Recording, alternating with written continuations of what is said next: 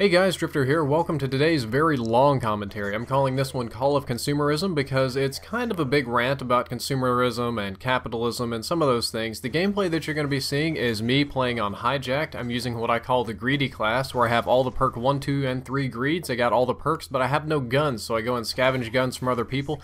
In the first round, I barely managed to hold my own, and then in the second round, I managed to absolutely stomp people with this class. If we get all the way through that gameplay, I'm going to move on to another one where I played very greedy and selfishly in cooperation with some other people to lock down an entire map to get the triple cap challenge for domination, where you have to control the entire map for 3 minutes.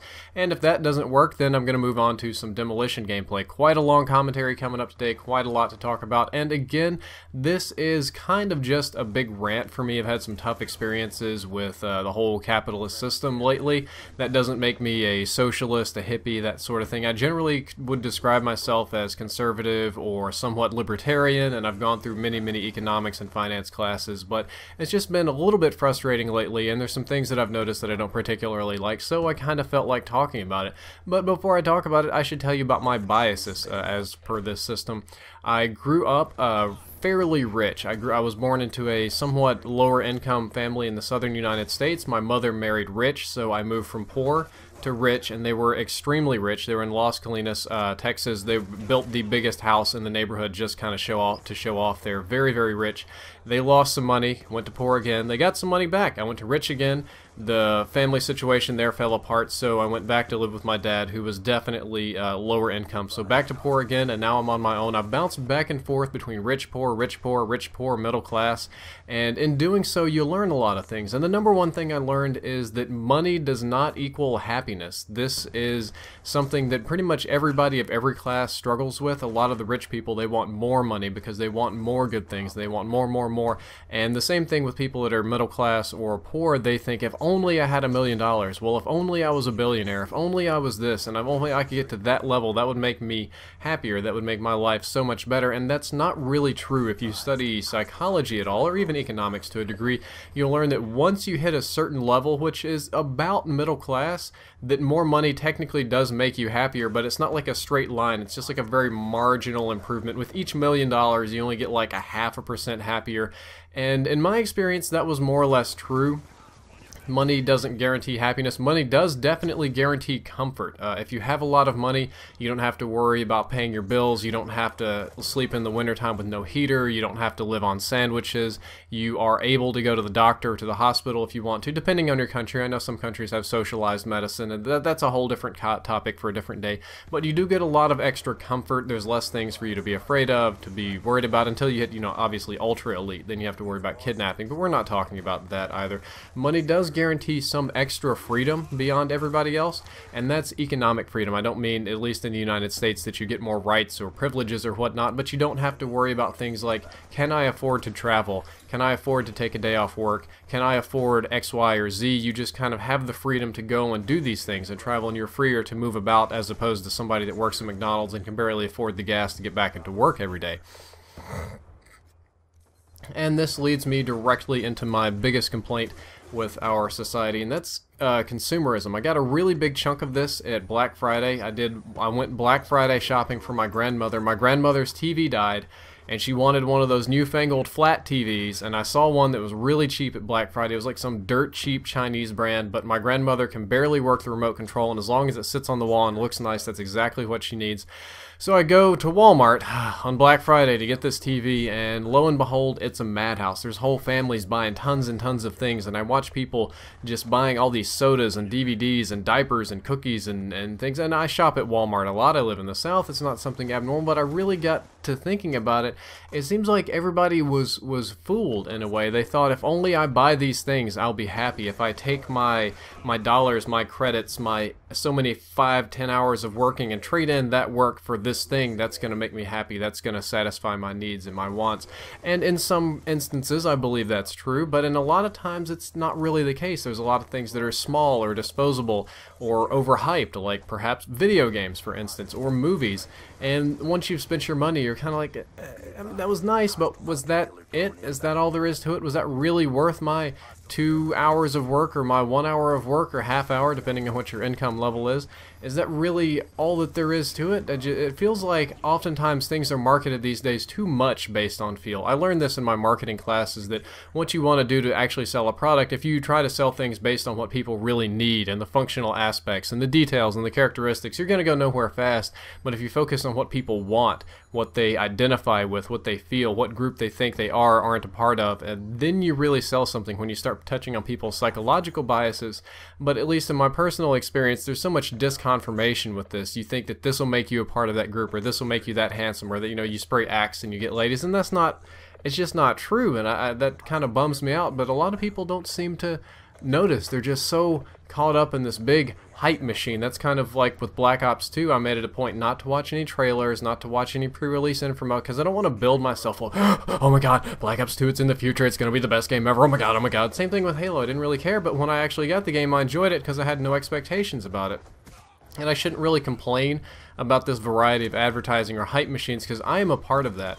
What I do here on YouTube, the way I make a living, is those little pre-roll advertisements, those movie trailers, those advertisements for random products, and you know, in some degree just an advertisement to encourage people to continue to play the video games themselves. That's the money aspect of it for me. That's how I continue to pay my bills and live with my wife and feed my fat dog and make him fatter and that sort of thing.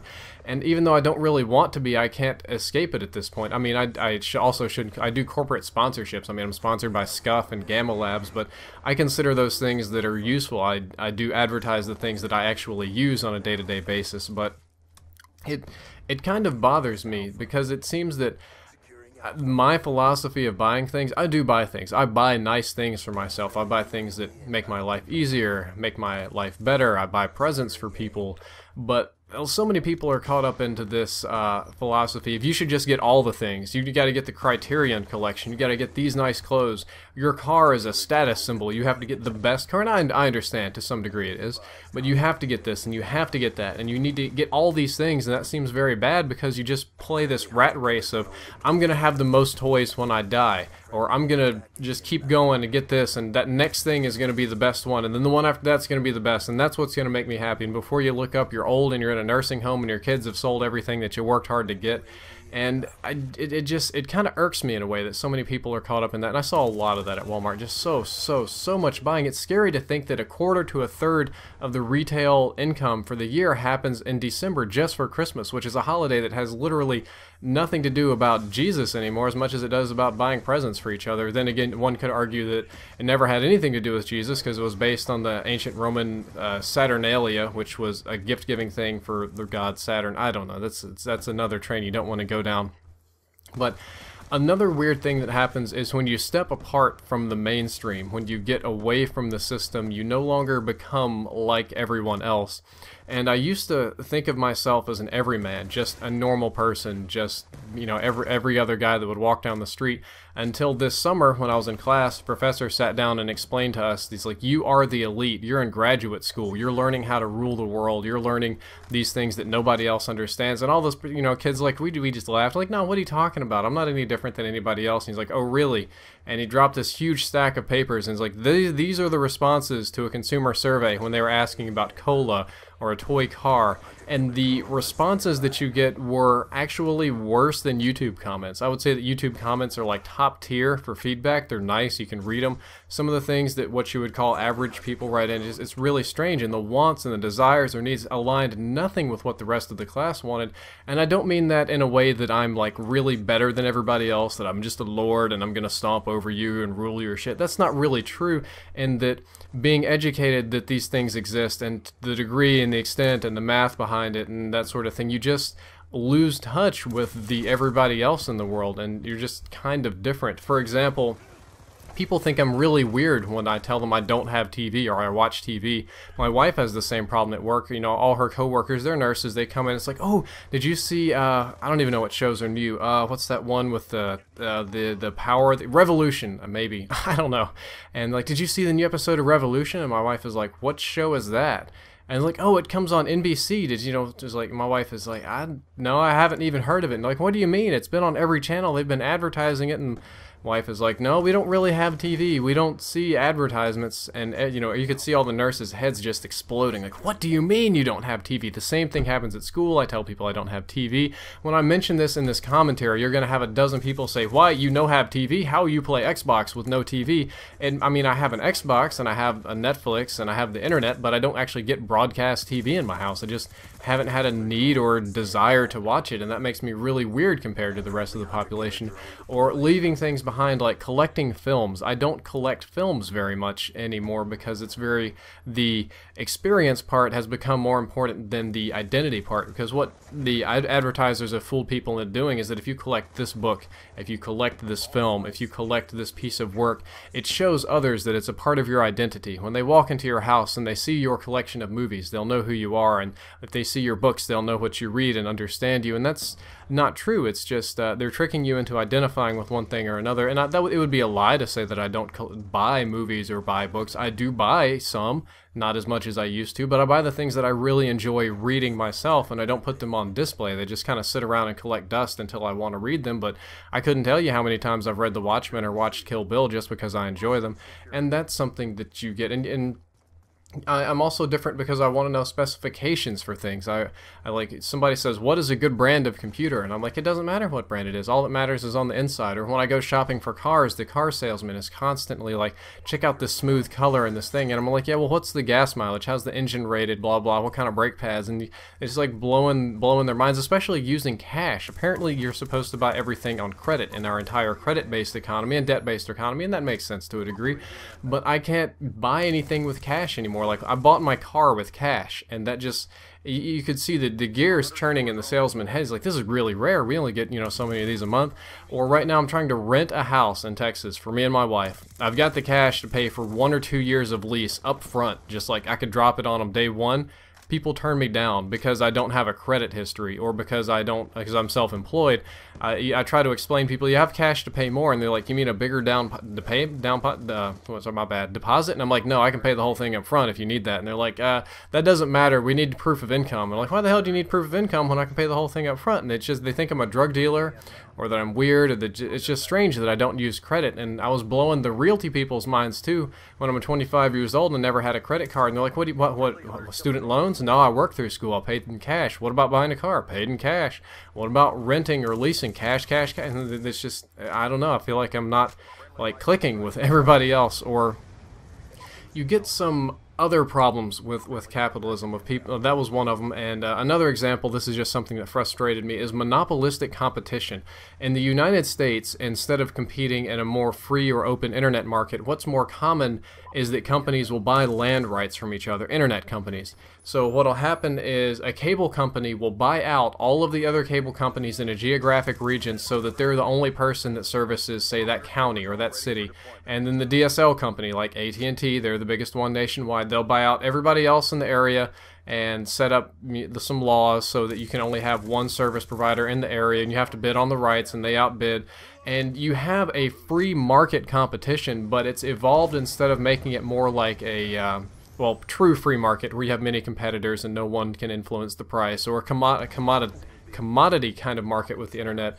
They colluded in a way to build to where you have localized monopolistic competition over internet. So almost everywhere you go in the US, you have an internet monopoly you compete with, and that's the only thing you get in the area. So when I'm looking to move to Texas with my wife, there is one provider in the area, and that's it. And that's like all you have your choice between your cable company or your DSL company, and that's it. You've got two choices, and they're the same. This is the same service, same price, same kind of thing. And I called in, I was like, oh, what about a business line? Do you have any tier for that? And like, no. And I called in, I just had some simple questions. I was like, what is your upload speed? Because they don't list the upload speed. And I confused several levels of tech support about my crazy upload speed questions. Like, do you have 5 computers or 3 computers? If you have 3 computers, you need to get our 15 megabits down package. And it was like talking to a damn wall. And just by calling them, and trying to set up something outside the system in this little area. Now I get phone calls from India every single day of people that can barely speak English, and they're trying to sell me cable packages, and all they can do is read from a script. It's the same thing when I do tech support.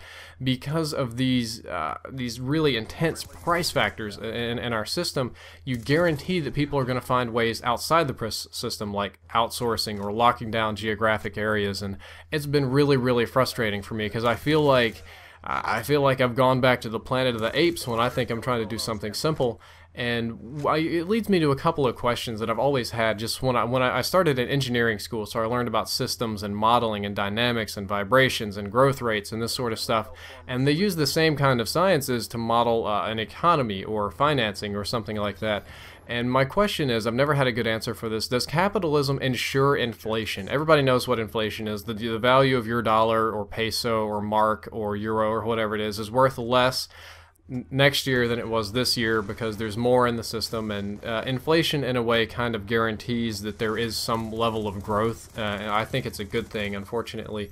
But does the very nature of there being a capitalist system mandate that there's inflation because profits exist? In a commodity system, you sell everything at pretty much the break-even price. Not really anybody's making a profit.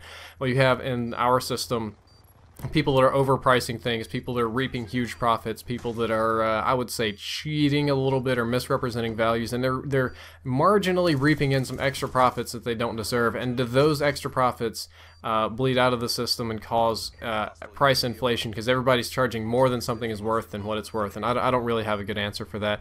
And is a constant growth rate really possible? Pretty much every economic system in the world right now, with the exception of maybe North Korea and one or two other communist countries, they're built on the assumption that the economy always grows, that every single year it grows. That's why you hear, oh, the economy is down. They're talking about the growth rate being down, that we growed at a slower rate last year than this year. Like this year we grew at 5%, whereas last year we grew at 6%. But the growth is still going all the way through. And is that really possible? I know you have some localized kind of depressions and crashes, and this was the question that I put to my economics professors, that was like, what happens when we've tapped the maximum potential of planet Earth? What happens when there is no more efficient way to do anything ever? And he says, well, by economics, the system says that you will force a new and inventive way. And I'm like, okay, well, let's say we've got all inventive ways done. It's a million years from now, we're all geniuses. The science doesn't get any better. And then it's like, okay, well, then we'll just leave planet Earth and we'll get resources from somewhere else. And the economy will continue to grow.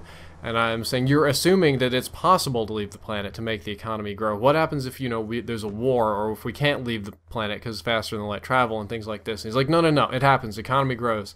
And I'm like, so it's not ever possible for it to shrink or fall down or go down? He's like, no, not in the long run, always short term. And it makes me wonder, because my engineering tells me that it's not possible to have constant growth forever. You put bacteria in a petri dish, or a population, or even a factor over a set of numbers, they grow so big they're astronomical, they're not useful, or they crash, or the equation will do something weird. And something kind of bothers me about that. Like, that cannot be possible. And I'm going to change gears here a little bit to a few other things I kind of wanted to talk about. What really, I feel, kills our free trade system, which I do like, by the way. I've been complaining a lot about it. I think it's the best system that we have now. Nothing's perfect, but if I had to choose the lesser of all the evils, I would definitely choose this one.